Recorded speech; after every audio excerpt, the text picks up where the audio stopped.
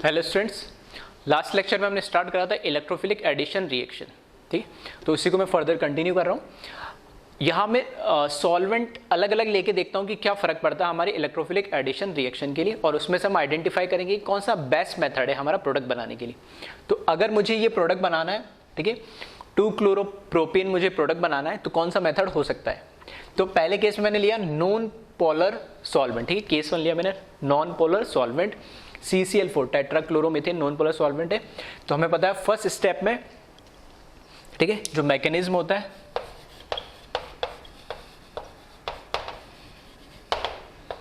Mechanism में first step में क्या होता है, HCl जो बॉन्ड है वो ब्रेक होता है, आयोनाइज होता है H+ और Cl- में। फिर सेकंड स्टेप में वो क्या करता है, जो हमारे पास एल्कीन दे रखा है उसके ऊपर अटैक करता है और कार्बोकेटाइन बनाता है, और ये स्टेप इस रिएक्शन का क्या होता है, RDS स्टेप होता है। ठीक है, फिर Cl- जो न्यूक्लियोफाइल हो थर्ड स्टेप में रिएक्ट करके, ठीक है, हमारे प्रोडक्ट बना लेगा। अब इसमें क्या अलग बात है, क्या नई बात है? तो नई बात इसमें ये कि जो सबसे पहला स्टेप है जिसमें HCl का आयोनाइजेशन होना है, तो नॉन पोलर सॉल्वेंट की प्रेजेंस में जो आयोनाइजेशन होता है बहुत ही ज्यादा क्या होता है, स्लो होता है। बहुत ज्यादा स्लो आयोनाइजेशन होगा तो H+ का, क्योंकि जो RDS स्टेप, ठीक है, यहां पर RDS स्टेप कौन सा है, ये वाला स्टेप है। तो RDS स्टेप में H+ का अटैक होता है एल्कीन पे। तो अगर H+ ही नहीं होंगे या H+ का कंसंट्रेशन बहुत कम होगा तो फर्दर सेकंड स्टेप जो RDS है उससे कार्बोकेटाइन बन नहीं पाएगा, और कार्बोकेटाइन बन नहीं पाएगा तो प्रोडक्ट थर्ड स्टेप में कंप्लीट नहीं हो पाएगा। तो इसमें ये जो आयोनाइजेशन होता है नॉन पोलर सॉल्वेंट की प्रेजेंस में वेरी लो होता है। तो ओवरऑल जो रिएक्शन है, ठीक है, अगर मैं नॉन पोलर सॉल्वेंट की प्रेजेंस में इलेक्ट्रोफिलिक एडिशन रिएक्शन करवाता हूं तो ये बहुत ही स्लो रिएक्शन होती है।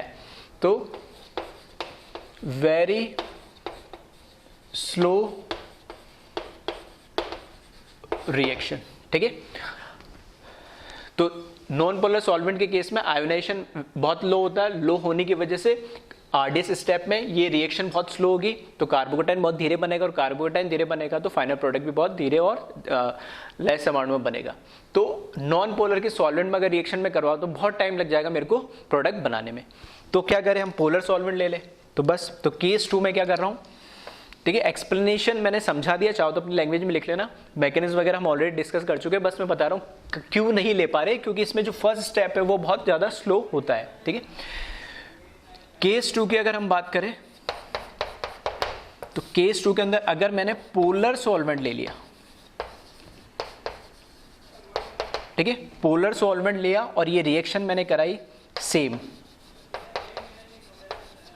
तो पोलर सॉल्वेंट में HCl की रिएक्शन एक्वस मतलब वाटर के प्रेजेंस में करवा दी, तो प्रोडक्ट जो मुझे मिलेगा CH3Cl CH3 प्लस एक प्रोडक्ट और मिल जाएगा मुझे CH3CHOH और CH3। इसके बारे में भी हम लास्ट लेक्चर में डिस्कस कर चुके थे कि अगर हम पोलर प्रोटिक सॉल्वेंट की प्रेजेंस में रिएक्शन करवाते तो ये जो सेकंड स्टेप है जिसमें कार्बोकेटाइन बन जाता है, तो थर्ड स्टेप में जब ये रिएक्शन होगी, ठीक है, थर्ड स्टेप में जब रिएक्शन होगी तो यहां पर जो H2 है वो भी एज ए न्यूक्लियोफाइल यहां पर अटैक कर सकता है, और क्योंकि उसका कंसंट्रेशन ज्यादा होता है तो ये जो प्रोडक्ट बनता है वो भी क्या बनता है, मेजर बनता है। ठीक है भाई, इस केस में जो हमारा फर्स्ट प्रॉब्लम आ रही थी कि इसका आयोनाइजेशन कम हो रहा था, तो आयोनाइजेशन तो क्या हो जाता है, ठीक हो जाता है। ठीक है, क्योंकि पोलर प्रोटिक सॉल्वेंट के केस में ये यहाँ पर क्या होगा, H+ Cl- जैसे ब्रेक होगा, ठीक है, तो इसको क्या करेगा, स्टेबलाइज कर लेगा, या मैं बोल सकता हूँ पोलैरिटी क्रिएट कर लेगा सॉल्वेंट, तो बॉन्ड इजीली क्या हो जाएगा, ब्रेक हो जाएगा। तो बॉन्ड तो जल्दी ब्रेक हो जा रहा है, लेकिन प्रॉब्लम क्या क्रिएट हो जा रही है कि सेकंड स्टेप RDS भी जल्दी से हो जा रहा है, कोई दिक्कत नहीं। थर्ड स्टेप में जब प्रोडक्ट बनना है तो प्रोडक्ट बनने के केस में, ठीक है, चाहो तो लिख लेना, फर्स्ट स्टेप ये लिख लेना, सेकंड स्टेप ये लिख लेना, और थर्ड स्टेप में जब कार्बोकेटाइन बनता है तो दो न्यूक्लियोफाइल हो जाएंगे, एक तो Cl- और दूसरा एक्वस के केस में कौन, H2O। ठीक है, लास्ट लेक्चर में डिस्कस भी कर चुका हूं। तो H2O आने की वजह से प्रोडक्ट मुझे दो मिलते, और सबसे बड़ी प्रॉब्लम की प्रोडक्ट तो दो मिल ही रहे, एक बाय प्रोडक्ट मिल रहा है और जो बाय प्रोडक्ट दूसरा प्रोडक्ट है वो मेजर प्रोडक्ट बन जाता है इस केस में। तो यहां पर ये जो प्रोडक्ट है जो हमें चाहिए वो तो हो जाता है माइनर, और ये क्या बन जाता है, मेजर प्रोडक्ट बन जाता है। हमें तो चाहिए तो क्या 2 क्लोरोप्रोपेन था, लेकिन यहाँ पर 2 प्रोपेनॉल बन जा रहा है यानी, और वो भी मेजर अमाउंट में। तो इस वजह से नॉन पोलर सॉल्वेंट में भी हमें रिएक्शन हो रही है, बहुत स्लो मिल रही है। पोलर सॉल्वेंट लिया तो रिएक्शन हो रही है, लेकिन वहां पे मेजर और ही कोई प्रोडक्ट बन जा रहा है नहीं। तो फिर क्या करें? तो एक थर्ड बेस्ट मेथड होता है इस रिएक्शन को करवाने का, ठीक है। तो वो क्या, उसे हम देखते हैं। इसको एक बार पहले आप जल्दी से कॉपी कर ले, ठीक है। केस 2 में चाहो तो लिख लेना, मैं लिख नहीं रहा हूं क्योंकि ऑलरेडी मैं ये मैकेनिज्म बता चुका हूं, ठीक है। फर्स्ट स्टेप में कोई दिक्कत नहीं है, सेकंड स्टेप में कोई दिक्कत नहीं, थर्ड स्टेप जब लिखो तो कार्बोकेटाइन और 2 न्यूक्लियोफाइल, एक Cl- से प्रोडक्ट ये मिल जाएगा और H2O से प्रोडक्ट ये मिल जाएगा, जो डीप्रोटोनेट होकर OH रह जाएगा। तो केस 3 की अगर मैं बात करूं,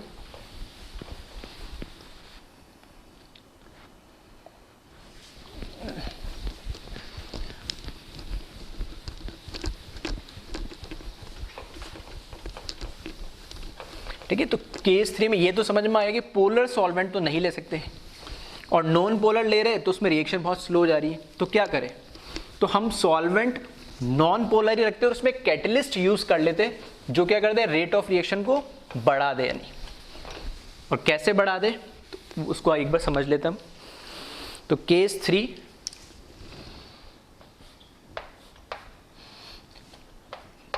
नॉन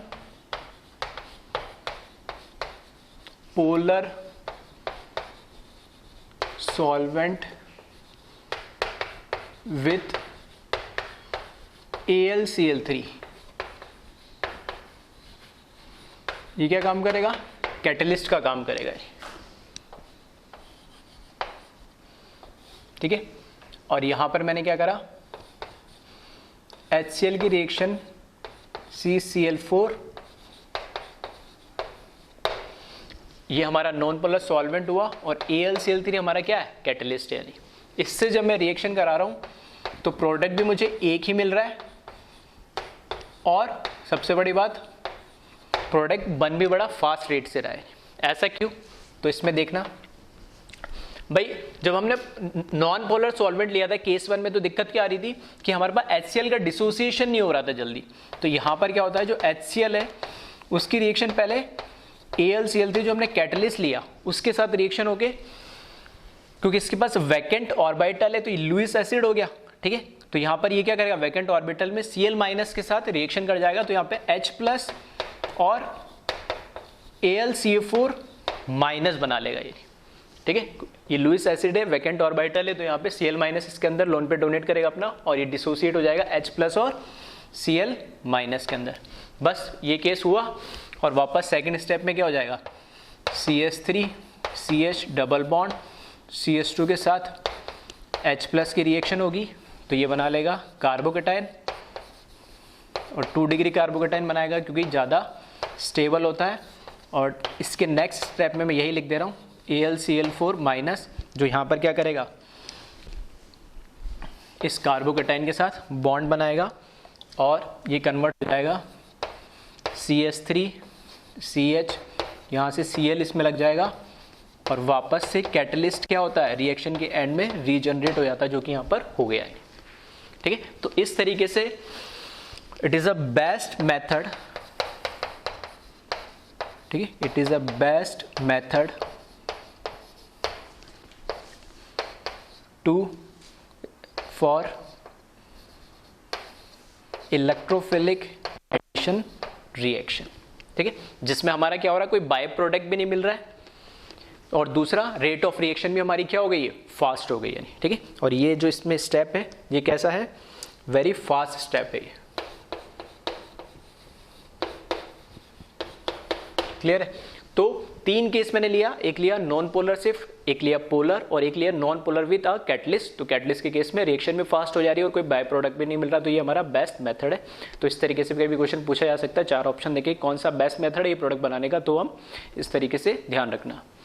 इसी तरीके से एक रिएक्शन और होती है, ठीक है, AlCl3 के प्रेजेंस में, जैसे हम यहाँ पर अभी क्या कर रहे थे, इलेक्ट्रोफिलिक एडिशन रिएक्शन में इलेक्ट्रोफाइल रिएक्शन को इनिशिएट कर रहा था H+, ठीक है, कोई भी इलेक्ट्रोफाइल रिएक्शन इनिशिएट करता है, उसी तरीके से एक रिएक्शन और होती है, एक बार इसको कॉपी कर ले, ठीक है। सेम रिएक्शन ऐसी एक रिएक्शन और होती है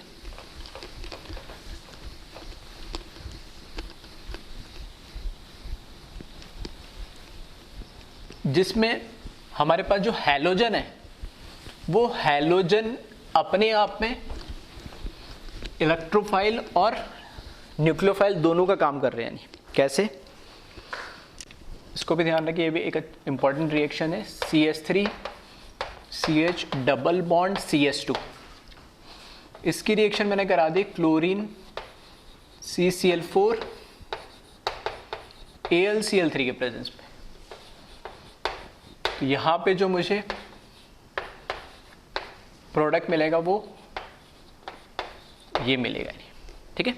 तो ये भी एक इलेक्ट्रोफिलिक एडिशन रिएक्शन है। किस तरीके से, आपके बार HCl या HX नहीं है मेरे पास, यहां पर क्या है Cl2, तो ClCl इसकी रिएक्शन AlCl3 के, ठीक है। ये रिएक्शन भी किसके, AlCl3 के प्रेजेंस में होती है। तो यहां से क्या मिल जाएगा मेरे पास, एक Cl प्लस मिल जाएगा और एक जो Cl माइनस था वो AlCl4 माइनस इसके फॉर्म में, ठीक है। यहाँ पर Lewis acid base type reaction हो रही है। तो यहाँ पर वैकेंट ऑर्बिटल में एक पार्शियली क्या जाएगा, पॉजिटिव चार्ज आएगा, एक बार पार्शियली नेगेटिव चार्ज आएगा, हेट्रोलाइटिक क्लेवेज हो जाएगा और यहाँ पे Cl प्लस बच जाएगा और जो माइनस वो इस तरीके से जुड़ जाएगा। तो ये इलेक्ट्रोफाइल मुझे क्लोरीन के फॉर्म में मिल जाएगा। तो नेक्स्ट स्टेप में यहाँ पे CH3 CH double bond CH2 के साथ जो Cl प्लस इलेक्ट्रोफाइल है उसकी रिएक्शन होगी और CH3 CH वापस से मोर स्टेबल कार्बोकेटाइन बनेगा और CH2 के साथ Cl जुड़ जाएगा। और नेक्स्ट स्टेप में वापस AlCl4 माइनस की रिएक्शन होगी, ठीक है। और यहाँ पर हमें प्रोडक्ट मिल जाएगा CH3 CHCl CH2 Cl, ठीक है। तो इस तरह की रिएक्शंस जो है वो भी कैसी, इलेक्ट्रोफिलिक एडिशन रिएक्शन ही है। अब हम बात करते हैं एल्कीन की, हम बात कर चुके हैं। अब आते हैं हम एल्काइन पे, ठीक है। एल्काइन पे अगर हम रिएक्शन करवाते इलेक्ट्रोफिलिक एडिशन रिएक्शन, ठीक है, तो लास्ट केस में बात कर चुका था, मैंने सिर्फ एक कंपैरिजन बताया था एल्कीन और एल्काइन में कौन सा ज़्यादा होता है, एल्कीन ज़्यादा होता है, ठीक है। तो एल्कीन और एल्काइन में हमने बात करी थी। अब पर्टिकुलर एल्काइन पे हम बात कर लेते हैं। अगर उसमें क्योंकि उस पर 2 पाई बॉन्ड होते हैं तो दोनों पाई बॉन्ड में से, ठीक है, दोनों पाई बॉन्ड में से दोनों ब्रेक होते हैं या नहीं होते वो एक बार हम देख लेते हैं, ठीक है। एक बार इसको पहले जल्दी से कॉपी कर ले,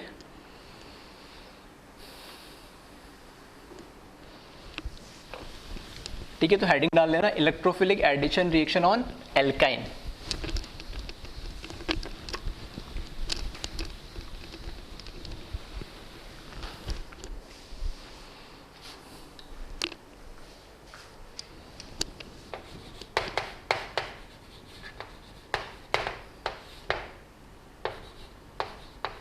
ऑन एल्काइन, ठीक है।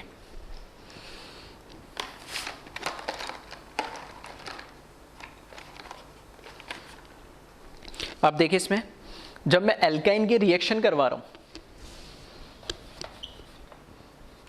CH3C ट्रिपल बॉन्ड CH, ठीक है, इसकी रिएक्शन मैंने करवा दी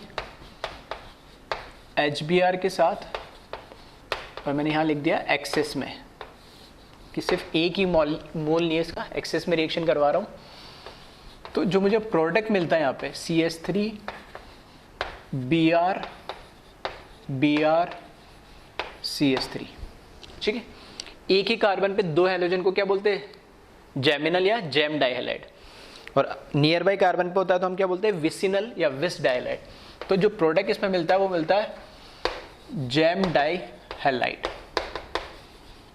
किस तरीके से, तो इसको समझे हम मैकेनिज्म से।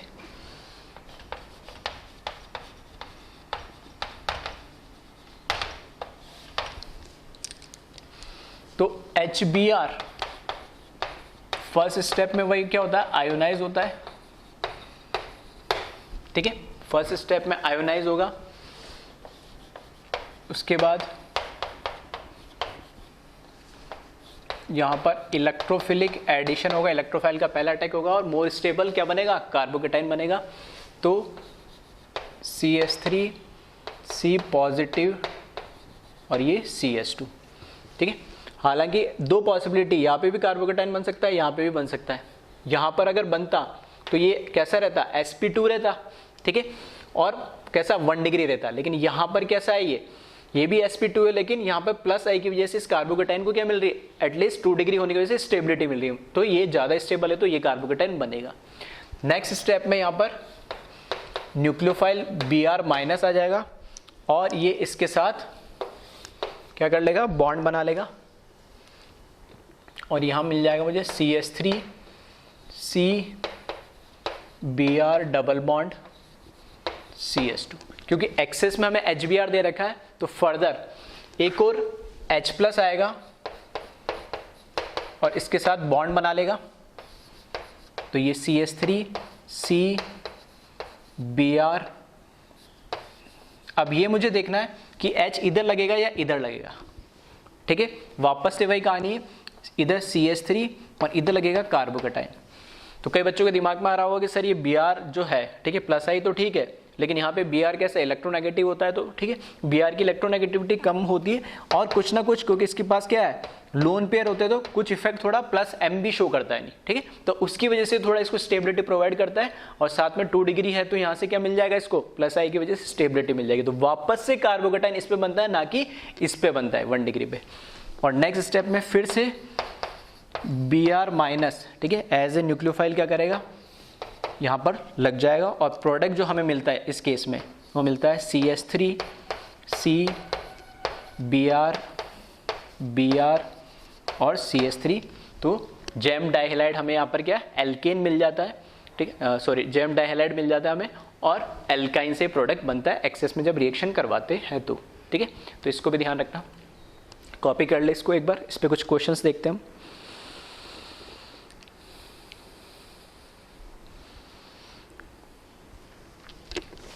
ठीक है, तो क्वेश्चन लिख लें।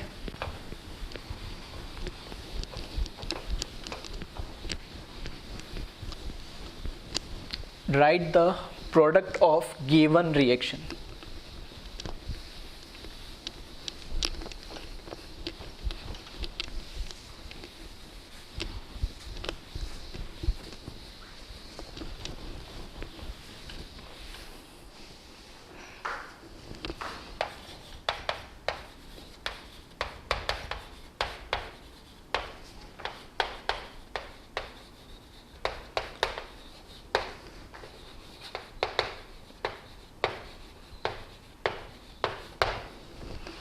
ठीक है, फर्स्ट क्वेश्चन लिखे इसमें,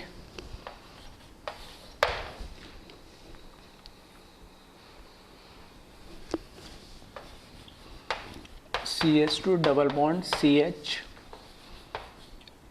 CS2C CH, ठीक है। इसकी रिएक्शन करवा दी हमने HCl के साथ, और ये मेंशन कर दिया कि ये एक इक्विवेलेंट या 1 मोल ही है, तो बताए प्रोडक्ट क्या बनेगा, ठीक है। तो एक बार आप ट्राई कर लेना इसको। नेक्स्ट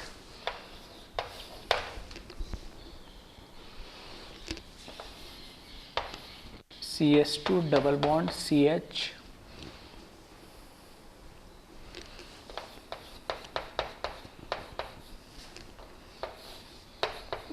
फिर से HCl से रिएक्शन करवाई, 1 इक्विवेलेंट, ठीक है। तो देखिए फर्स्ट वाले के केस में, देखो लास्ट लेक्चर में ऑलरेडी हम बात कर चुके थे कि एल्कीन और एल्काइन में से, ठीक है, कहाँ पर रिएक्शन होती है, हमेशा एल्कीन पे होता है, ठीक है। इलेक्ट्रोफिलिक एडिशन रिएक्शन की रेट एल्कीन पे ज़्यादा होती है एज कम्पेयर टू एल्काइन। क्यों? क्योंकि जो उसमें इंटरमीडिएट कार्बोकेटाइन बनता है वो स्टेबल बनता है एल्काइन के रेस्पेक्ट में। तो यहाँ पे जो प्रोडक्ट एल्काइन और एल्कीन दे रखा है 1 मोल दे रखा है, तो प्रोडक्ट का बनेगा यहाँ, तो पहला H+ आगे यहाँ लगेगा, तो यहाँ कार्बोकेटाइन और कार्बोकेटाइन बन गया न्यूक्लियोफाइल, तो प्रोडक्ट हमारा बन जाएगा। लेकिन नहीं समझ में आता है तो मैकेनिज्म से भी लिख के देख सकते हो यानी,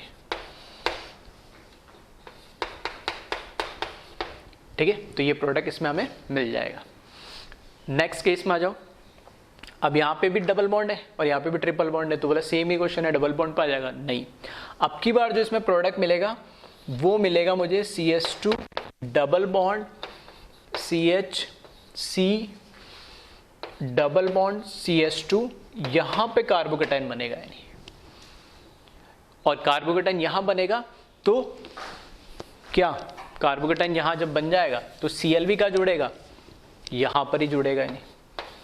ऐसा क्यों, यहां पर क्यों नहीं ऐड हुआ? इसलिए क्योंकि अब की बार जो हमारे पास पाई बॉन्ड थे ये कॉन्जुगेशन के अंदर है, रेजोनेंस में है, डबल सिंगल ट्रिपल, ठीक है, पाई सिंगल पाई भी बोल सकते हैं। तो यहां पर रेजोनेंस है, और अगर मैं यहां पर ऐड कर देता तो फिर ये जो स्टेबिलिटी मॉलिक्यूल को रेजोनेंस की वजह से मिल रही है वो क्या हो जाती है, लॉस्ट हो जाती है उसका।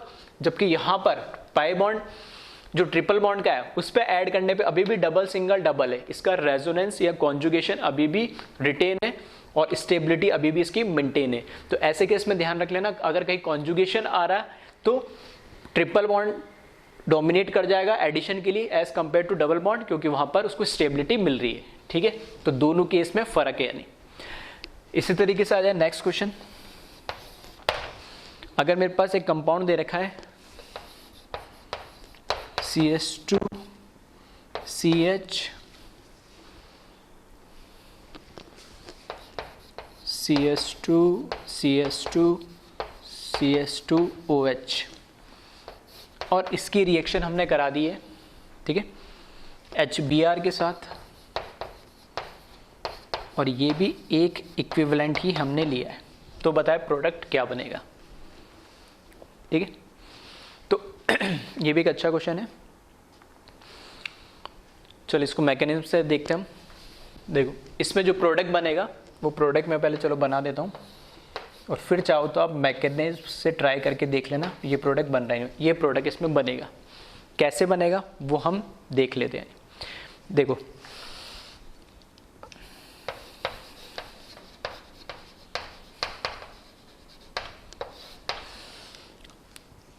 इस केस में दो रिएक्शन पहले तो पॉसिबल है। यहां पर OH है, OH के पास क्या है, ऑक्सीजन के पास दो लोन पेयर है। यहां से जो H+ हमारे पास इलेक्ट्रोफाइल आ रहा है वो यहां पर इस लोन पेयर से भी रिएक्शन कर सकता है और यहां पे OH2+ बना सकता है, और वो अनस्टेबल होगा तो यहां पर ये लीव कर जाएगा और यहां पे कार्बोकेटाइन बन देगा, ठीक है। ये भी पॉसिबिलिटी। और दूसरा पॉसिबिलिटी क्या, वो डबल बॉन्ड पर अटैक करे यानी, ठीक है। तो अभी इस केस में डबल बॉन्ड पर अटैक करवा रहा हूं, वहां क्यों नहीं कर रहा उसका भी रीजन मैं बता दूंगा, ठीक है। देखना यहां पर मैं डायरेक्ट लिख रहा हूं, जब HBr आयोनाइज होगा तो H+ इस पर अटैक करेगा तो ये बनाएगा CH2 CH कार्बोकेटाइन, फिर CH2, ठीक है, फिर CH2, फिर CH2 और फिर OH, ठीक है। थोड़ा जगह कम है इसलिए मैंने इस तरीके से लिख दिया। ये बनेगा सेकेंड स्टेप जो हमारा RDS स्टेप होता है कार्बोकेटाइन, तो ये बन जाएगा इसमें। अब इस केस में क्या हो रहा है कि हम तो देख रहे थे कि अब यहां पर क्या है, Br- है न्यूक्लियोफाइल, ये अटैक करेगा इसके ऊपर, और प्रोडक्ट तो बनना चाहिए था 2-ब्रोमोपेंटेनॉल करके, लेकिन बन इधर और ही कुछ रहा है। क्यों? क्योंकि यहां पे एक इंटरनल न्यूक्लियोफाइल पहले से प्रेजेंट है इस मॉलिक्यूल के अंदर, और अगर इंटरनल न्यूक्लियोफाइल पहले से प्रेजेंट है जिसके पास लोन पेयर डोनेट करने को, तो ये कैसा रिएक्शन करेगी, इंट्रामॉलिक्यूलर रिएक्शन। क्योंकि इंट्रामॉलिक्यूलर रिएक्शन हमेशा इंटरमॉलिक्यूलर रिएक्शन से हमेशा क्या होती है, फास्ट होती है। तो और इस केस में ऐसा करने पे ये भी देख लें कि मॉलिक्यूल जो बन रहा स्टेबल बन रहा है क्या। तो जब ये रिएक्शन करेगा, ये लोन पेयर अपना डोनेट करेगा किसको, इस कार्बोकेटाइन को, तो 1 2 3 4 5 मेंबर रिंग बन रही है, और 5 मेंबर रिंग और 6 मेंबर रिंग दोनों ही कैसी होती है, स्टेबल होती है। तो ये इंट्रामॉलिक्यूलर रिएक्शन कर लेगा।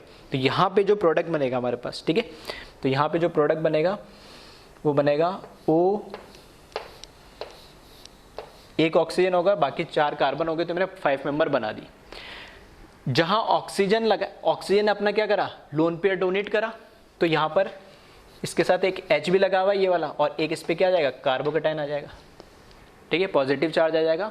और इसके पास वाले ये और ये तो क्या हो जाएंगे, कनेक्ट हो जाएंगे। नहीं समझ में आ रहा तो आप ऐसे कर लो, ऑक्सीजन को 1 मान लो, ये 2 3 4 और ये क्या 5 और ये 6, तो 1 से कौन कनेक्ट हो जाएगा, यहाँ पे ये ऑक्सीजन 1 है तो ये 2 3 4 और ये 5 और 5 पे एक क्या लगा हुआ है, CH2 लगा हुआ है, तो ये एक CH2 लगा लो, ठीक है। अब नेक्स्ट स्टेप में बस क्या हो जाएगा, यहाँ से डीप्रोटोनेट होके, ठीक है, प्रोटोनेट होके ऑक्सीजन पे पॉजिटिव स्टेबल नहीं है तो यहाँ से H+ के फॉर्म में निकल जाएगा, और ये सिग्मा जो बॉन्ड है ऑक्सीजन अपने पास लोन पेयर के फॉर्म में रह जाएगा, तो यहाँ से H+ निकल जाएगा और प्रोडक्ट हमें ये मिल जाएगा +H+, ठीक है। इधर राइट में बना दिया, इधर लेफ्ट में बना दिया, उससे कोई फर्क नहीं पड़ेगा, ठीक है, सेम ही है। तो यहाँ पर क्या हो रही है, इंट्रामोलिकुलर रिएक्शन हो रही है, इंट्रामोलिकुलर रिएक्शन हो रही है। और क्यों हो रही है, क्योंकि जो प्रोडक्ट बन रहा है 5 मेंबरिंग बन रहा है, और वो भी कैसा होता है, स्टेबल होता है, ठीक है। तो ये भी एक अच्छा क्वेश्चन है, तो एक बार कॉपी कर ले इसको।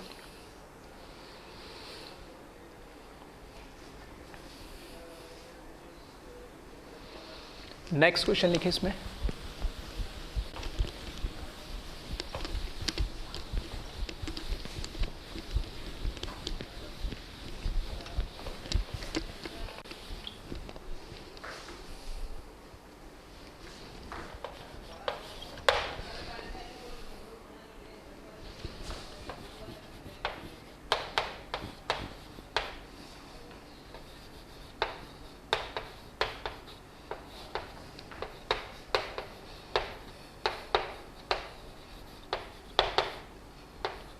अब की बार बनाए इसका प्रोडक्ट क्या बनेगा। वीडियो को पॉज कर ले और इसको ट्राई कर ले एक बार, क्या इसका प्रोडक्ट बनेगा, ठीक है। तो अब की बार जो इसका प्रोडक्ट बनेगा वो बनेगा CH2 double bond CH CH2Br। मतलब अब की बार तो सर अलग बना दिया, अपनी मर्जी से जो आ रहा है वो आप बनाया जा रहे हो, ठीक है। तो इसलिए बना रहा हूँ क्योंकि मैं मैकेनिज्म से, देखो जब भी कोई चीज़ आप एक्सपेक्ट कर रहा हो कि वो प्रोडक्ट होना चाहिए और नहीं हो रहा, तो ये कुछ बेसिक्स मैकेनिज्म जैसे इलेक्ट्रोफिलिक एडिशन रिएक्शन हुआ, फ्री रेडिकल कुछ बताया, ये तो आपको ध्यान होनी चाहिए ताकि आपको पता लग सके ऐसा क्यों हो रहा है। तो अगर मैं मैकेनिज्म में जाता तो यहाँ पर क्या हो रहा है, CH2 double bond CH CH2OH की जो रिएक्शन हो रही है, ठीक है, H+ से जब रिएक्शन होगी तो इस स्टेप में तो क्या था, डबल बॉन्ड पे रिएक्शन हुई थी। अब की बार ये डबल बॉन्ड पे रिएक्शन नहीं हो रही है, ठीक है। डबल बॉन्ड पे रिएक्शन इसलिए नहीं हो रही है क्योंकि यहां पर जो ऑक्सीजन के पास लोन पेयर है, जब ये इसको H+ को एक्सेप्ट करता है तो प्रोडक्ट हमारे पास कुछ इस तरीके से बनता है, ये बनता है CH2 double bond CH CH2OH2+। और मैंने बोला था जब ऐसा हो जाएगा तो ये क्या करेगा, कार्बोकेटाइन H2 है, अब कैसा हो गया, गुड लिविंग ग्रुप बन गया H2+, तो ये सिग्मा बॉन्ड लेके चला जाएगा और सिग्मा बॉन्ड लेके चला जाएगा, तो यहाँ पर जो हमारे पास प्रोडक्ट बनेगा वो बनेगा CH2 double bond CH CH2 और यहाँ पे कार्बोकेटाइन आ जाएगा +H2। अब जो यहाँ पर कार्बोकेटाइन बना है वो कैसे बना है, डबल सिंगल वैकेंट ऑर्बिटल फिर से रेजोनेंस स्टेबलाइज बना है। अगर मैं पिछली बार यहाँ से H2 निकाल देता तो यहाँ कार्बोकेटाइन बनता, तो एज सच उसमें कोई, ठीक है, सिर्फ 1 डिग्री होता, कोई रेजोनेंस कॉन्जुगेशन नहीं है, इसलिए लास्ट केस में मैंने यहाँ से नहीं निकाला था, यहाँ कार्बोकेटाइन बनने से कोई ज़्यादा स्टेबिलिटी नहीं मिल रही थी। अगर इस बार मैं यहाँ पे कार्बोकेटाइन बना देता, ठीक है, तो यहाँ कार्बोकेटाइन बना देता तो वैकेंट सिंगल सिंगल, कोई कॉन्जुगेशन वगैरह नहीं है तो इतनी स्टेबिलिटी नहीं मिलती। इसलिए इस केस में यहाँ इस बार यहाँ अटैक नहीं करके यहाँ कार्बोकेटाइन नहीं बनाया, इसने H2 को OH पे H+ देके H2 बनाया और यहाँ से H2 निकल गया, यहाँ कार्बोकेटाइन बनाया और इसके बाद इसको क्या मिली, स्टेबिलिटी मिली। और नेक्स्ट स्टेप में, ठीक है, नेक्स्ट स्टेप में यहाँ से Br-, अब क्योंकि इधर कार्बोकेटाइन इधर बना लो या रेजोनेंस RS बना के इसका इधर बना लो, रहेगा तो कैसा, ठीक है, सेम ही रहेगा। तो ये जो प्रोडक्ट हमें finally CH2 double CH CH2 और Br, ठीक है, जो प्रोडक्ट लिखा था ये बना लेता है। तो दोनों आपके सामने लिखे हुए, दोनों का प्रोडक्ट बनाने का जो या प्रोडक्ट जो दोनों से बन रहे हैं, दोनों अलग अलग तरीके से बन रहे हैं। क्यों बन रहे हैं उसका रीजन है क्योंकि जो हमारे पास कार्बोकेटाइन जो बनता है उसकी स्टेबिलिटी और फाइनल जो प्रोडक्ट बन रहा है उस पर डिपेंड कर रहा है। इस केस में ऐसा जिसको कोई स्टेबिलिटी नहीं मिल रही। दूसरा केस, ऐसा करने पे इससे जो प्रोडक्ट मिल रहा है वो किससे बनेगा, इंट्रामोलिकुलर रिएक्शन में, और इंट्रामोलिकुलर रिएक्शन यहाँ पे क्या होती है, फास्ट। अगर इस केस में भी अगर मैं चाहता कि इंट्रामोलिकुलर रिएक्शन ही करा देता तो मैं क्या करता, यहाँ पर क्या बनाता, कार्बोकेटाइन बनाता। तो 1 2 3 जैसे इसमें काउंट करा ना, 1 2 3 4 5 मेंबर रिंग बनती। यहाँ पर क्या होता, यहाँ कार्बोकेटाइन बनता तो 1 2 3 मेंबर रिंग बनती, और 3 मेंबर रिंग तो वैसे भी कैसी होती, हाईली अनस्टेबल होती, तो वो प्रोडक्ट वैसे भी नहीं बनाना चाहता। अगर उस तरीके से भी आप सोच सकते हो तो वो भी उस तरीके से भी करते तो भी कोई दिक्कत नहीं है, ठीक है। तो ये एल्कीन और एल्काइन की बात हो गई है हमने इलेक्ट्रोफिलिक एडिशन रिएक्शन में। अब इसमें आगे हम चलते, एक टॉपिक है, ठीक है, केसीपी और टीसीपी, ठीक है, पहले भी मैं एक दो बार इंट्रोड्यूस कर चुका हूं। काइनेटिकली कंट्रोल प्रोडक्ट और थर्मोडायनेमिकली कंट्रोल प्रोडक्ट, ठीक है। केसीपी जो रेट ऑफ रिएक्शन से यानी फास्ट जो देता प्रोडक्ट वो केसीपी होता है, और जो स्टेबल प्रोडक्ट देता है वो टीसीपी होता है, थर्मोडायनेमिकली कंट्रोल प्रोडक्ट, ठीक है। तो इस पर हम बात करेंगे, तो इसको एक बार आप पहले कॉपी कर लें।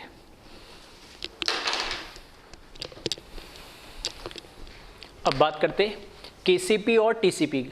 केसीपी का मतलब क्या है, केसीपी का मतलब होता है काइनेटिकली कंट्रोल प्रोडक्ट, और टीसीपी का मतलब होता है thermodynamically control product. Kinetic control जो प्रोडक्ट होता है या जिसे हम केसीपी बोलते हैं, ये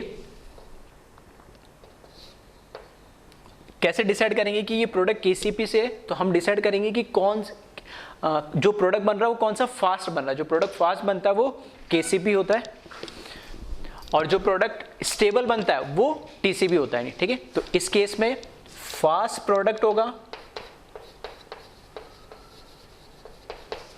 फास्ट प्रोडक्ट फॉर्मेशन, और टीसीबी के केस में स्टेबल प्रोडक्ट होना चाहिए, भले ही टाइम लग जाए लेकिन स्टेबल प्रोडक्ट बनना चाहिए,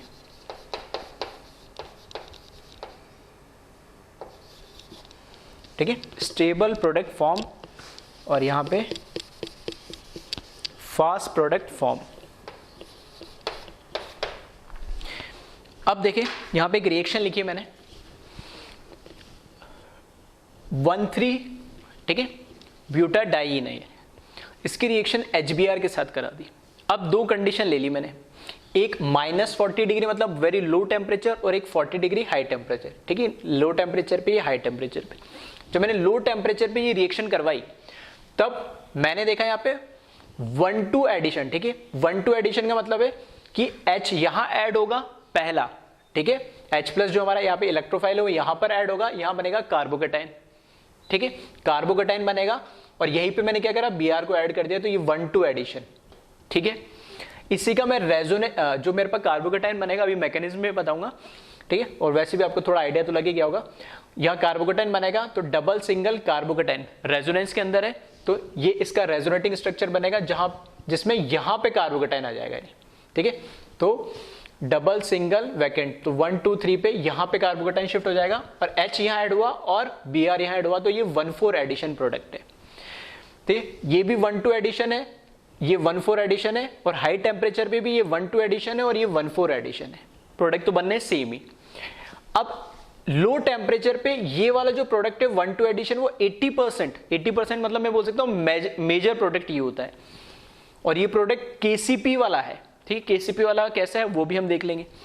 ये जो प्रोडक्ट है 1,4 प्रोडक्ट 20% मतलब माइनर बनता है ये, ठीक है, माइनर क्वांटिटी में बनता है, और ये टीसीपी प्रोडक्ट है।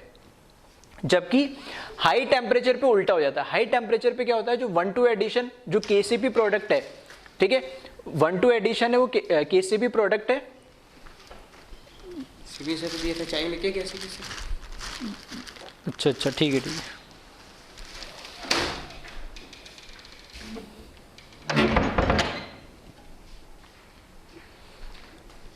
तो यहां पे जो 1,2 एडिशन है केसीपी प्रोडक्ट माइनर अमाउंट में बनता है, और ये 1,4 जो प्रोडक्ट है वो मेजर अमाउंट में बनता है, नहीं, ठीक है। अब ऐसा क्यों हो रहा है वो हम थोड़ा सा मैकेनिज्म के हिसाब से समझेंगे। एक बस मैं आइडिया दे देता हूं कि जो केसीपी प्रोडक्ट मैंने यहाँ पे लिखा, दोनों केसीपी प्रोडक्ट है जो 1,2 है। 1,2 प्रोडक्ट हमारा यहाँ पे केसीपी है और 1,4 प्रोडक्ट हमारा टीसीपी है। तो केसीपी कैसे बोला है, तो मैंने केसीपी बोला है। फास्ट प्रोडक्ट कैसे बनेगा, और फास्ट प्रोडक्ट कब बनेगा, जब उसका इंटरमीडिएट कार्बोकेटाइन स्टेबल बनेगा। तो जितना जल्दी स्टेबल बनेगा तो स्टेबल फॉर्म से प्रोडक्ट जल्दी बन जाएगा। और मैंने टीसीपी कैसे डिसाइड करा, तो टीसीपी डिसाइड करा मैंने प्रोडक्ट जो बन रहा है उसकी स्टेबिलिटी। अब प्रोडक्ट मेरे पास क्या बन रहा है, एक तरीके से एल्कीन बन रहा है, तो दोनों में केसीपी ये, दोनों में टीसीपी ये, तो कंपेयर कर लो। यहां पे जो एल्कीन बन रहा है, ठीक है, यहां पे जो एल्कीन बन रहा है उसमें देखोगे तो यहां पर कितना, एक अल्फा एच है। इस एल्कीन में आप देख सकते हो 3 और 2 कितने, 5 अल्फा एच, तो ये ज्यादा स्टेबल एल्कीन है, तो इसलिए टीसीपी हो गया दोनों केस में। और ये केसीपी इसलिए क्योंकि प्रोडक्ट तो स्टेबल नहीं है, लेकिन जो इसका इंटरमीडिएट बनेगा कौन सा, कार्बोकेटाइन, तो यहां पे देखना यहां कार्बोकेटाइन बनेगा, तो डबल सिंगल कार्बोकेटाइन, ठीक है, स्टेबल भी है और यहाँ क्या 2 डिग्री भी है। जबकि यहाँ पे जो बनेगा वो बनेगा यहाँ पे कार्बोकेटाइन, ठीक है, रेजोनेंस में तो ये भी, लेकिन ये 1 डिग्री है, तो लेस स्टेबल कार्बोकेटाइन ये इंटरमीडिएट बनेगा। तो इस तरीके से हमने केसीपी और टीसीपी डिसाइड करा है। तो एक बार इसको कॉपी कर ले, फिर इसका मैकेनिज्म हम देखते हैं, ठीक है। तो मैकेनिज्म की अगर हम बात करें इसमें, तो फर्स्ट स्टेप तो सेम ही होगा इसमें, जिसमें HBr आयोनाइज्ड होगा H+ और Br- के फॉर्म में,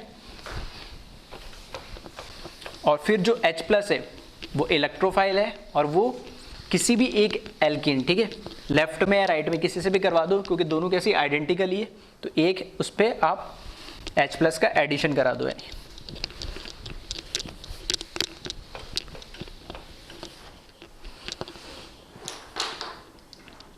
तो इसमें आप देखिए इसका मैकेनिज्म,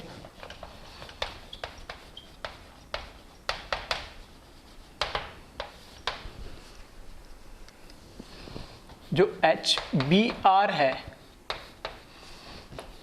वो H+ और Br- में आयोनाइज्ड होगा फर्स्ट स्टेप में। सेकंड स्टेप में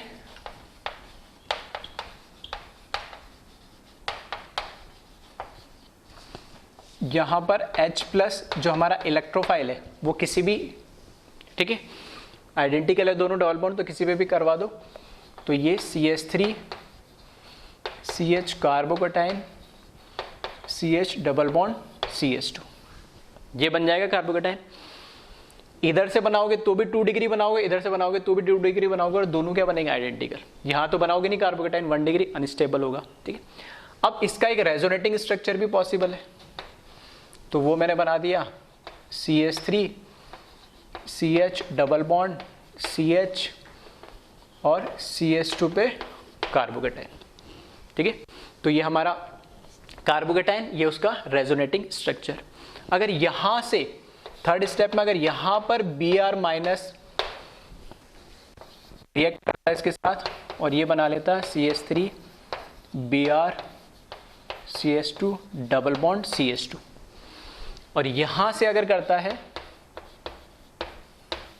तो यहां से प्रोडक्ट मेरा बन जाएगा CH3 CH double bond CH CH2 Br। अब अगर मैं बात करूं कार्बोकेटाइन की बात करें तो कौन सा कार्बोकेटाइन ज्यादा स्टेबल है, तो यहां पर भी देखोगे तो डबल सिंगल वैकेंट ऑर्बिटल, यहां पे भी डबल सिंगल वैकेंट ऑर्बिटल, तो रेजोनेंस तो दोनों में हो रहा है क्योंकि वैसे भी RS है, लेकिन ज्यादा RS कौन सा, ठीक है, कौन सा रेजोनेटिंग स्ट्रक्चर इसका स्टेबल है, तो यहां दिख रहा है मेरे को 2 डिग्री कार्बोकेटाइन और वहां 1 डिग्री कार्बोकेटाइन, तो ये मोर स्टेबल है ये। और इसके कंपैरिजन में, ठीक है, कंपैरिजन करके लिख रहा हूं मैं, लेस स्टेबल, ऐसा नहीं स्टेबल नहीं, स्टेबल तो ये भी है रेजोनेंस की वजह से, इसके कंपैरिजन में ये लेस स्टेबल है। तो जो मोर स्टेबल होगा वहां से रेट ऑफ रिएक्शन भी क्या होगी, फास्ट होगी, ठीक है, जितना जल्दी मोर स्टेबल मतलब इससे इसमें कन्वर्ट होने की जो टेंडेंसी वो इस फॉर्म में ज्यादा की है और इस फॉर्म में कम की है, क्योंकि ज्यादा स्टेबल तो ये जल्दी इस फॉर्म में कन्वर्ट होगा, और इस फॉर्म में जल्दी कन्वर्ट होगा तो यहां से रिएक्शन जल्दी फास्ट होगी। तो यहां पे जो रिएक्शन होगी वो क्या होगी, फास्ट होगी एज कंपेयर टू दिस। ये रिएक्शन कैसे होगी, स्लो होगी यानी, और रिएक्शन फास्ट होगी तो ये जो प्रोडक्ट मिलेगा, ठीक है, वो मुझे कैसा मिलेगा, केसीपी मिलेगा। और यहां पर अगर मैं बात करूं, ठीक है, यहां पर अगर मैं प्रोडक्ट से बात करूं तो यहां पर मुझे दिख रहा है कितना, यहां पे मुझे दिख रहा है 1 अल्फा H, 1 अल्फा H है, और यहां पर अगर मैं बात करूं 3 और 2 5 अल्फा H है। तो कार्बोकेटाइन तो ये स्टेबल है लेकिन प्रोडक्ट हमें कौन सा, एल्कीन की अगर मैं बात करूं तो प्रोडक्ट मेरे पास ये वाला ज्यादा स्टेबल है, ये मोर स्टेबल प्रोडक्ट है, और यहां पर ये इसके कंपैरिजन में लेस स्टेबल प्रोडक्ट है। तो केसीपी तो मैंने बोला कि रिएक्शन फास्ट हो रही है, इसलिए मैं इसको केसीपी प्रोडक्ट बोल दिया, और ये टीसीपी इसलिए क्योंकि ये प्रोडक्ट क्या है, स्टेबल है। क्लियर है? तो यही मैंने बोला था कि ये क्या बन रहा है, 1-2 एडिशन जो ऑलवेज केसीपी होता है, और 1-4 एडिशन इस केस में यहां पर क्या होगा, टीसीपी। टेम्परेचर लो हो या हाई हो अलग बात है, उस पर हम अभी डिस्कस करेंगे। तो इस तरीके से हमने इसमें क्या करा, प्रोडक्ट बना दिए केसीपी और टीसीपी। ठीक है, अब और ठीक है, लिखने की जरूरत नहीं है वैसे ही, ये क्या यहां पर ये 1-2 एडिशन है, ऑलरेडी पहले लिख चुका हूं मैं, और ये क्या है 1-4 एडिशन है। तो लो टेम्परेचर पे कराओ या हाई टेम्परेचर पे कराओ ये तो सेम ही रहेगा, इसमें कोई चेंज नहीं आएगा। तो केसीपी इसलिए मैंने बोला इसको क्योंकि ये रिएक्शन फास्ट होगी, मोर स्टेबल कार्बोकेटाइन से बन रहा है ये, तो रिएक्शन फास्ट होगी। और टीसीपी इसलिए बोला क्योंकि ये स्टेबल प्रोडक्ट बन रहा है। ठीक है, अब हम आते बात किस पे, जो टेम्परेचर मैंने दिया था कि -40 डिग्री पे और +40 डिग्री पे इनकी कंसंट्रेशन, या मैं बोलता हूं कि इसमें जो प्रोडक्ट बन रहा है वो मेजर प्रोडक्ट चेंज हो जाता है। क्यों चेंज हो जाता है, तो एक ग्राफ बना रहा हूं उससे हम समझते हैं थोड़ा सा इसको।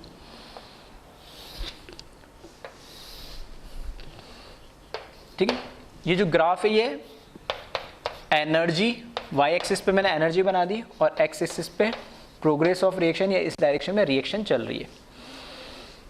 ये ग्राफ मैंने बनाया कुछ